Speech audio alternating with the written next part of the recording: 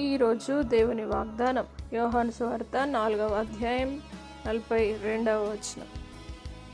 మా మట్టుకు మేము విని ఈయన నిజముగా లోకరక్షకుడని తెలుసుకొని నమ్ముచున్నామనిరి. నా ప్రియ సహోదరి సహోదరులారా, యేసు మన కొరకు చిందించిన ఆ రక్తాన్ని బట్టి, ఆయన శిలువ త్యాగాన్ని బట్టి సమస్తమును చూచిన ఆ స్త్రీలు వారు తెలుసుకున్న అద్భుతమైన విషయం ఏంటంటే, ఈయన నిజముగా లోకరక్షకుడని తెలుసుకున్నామని చెప్పి మేము నమ్ముచున్నాము అని అనిరి. నా ప్రియ సహోదరులారా, ఈరోజు దేవుడు మీతో వాగ్దానం చేస్తూ ఉన్నాడు.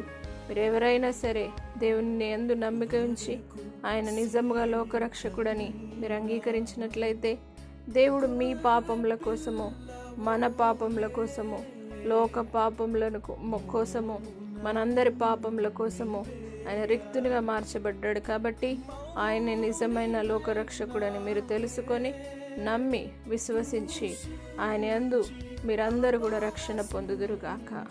ప్రార్థన. పరిశుద్ధుడా, నమ్మదగిన దేవా, నిజముగా తండ్రి మీరు గొప్ప రక్షకుడని, లోకరక్షకుడని ప్రతి ఒక్కరు తెలుసుకొని నమ్మేవారిగా ఉందురుగాక.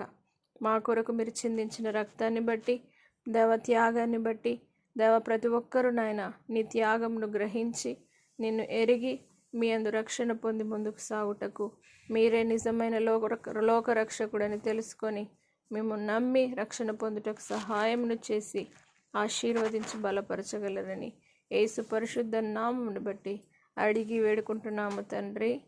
ఆమేన్. దేవుడు మిమ్మును దీవించునుగాక.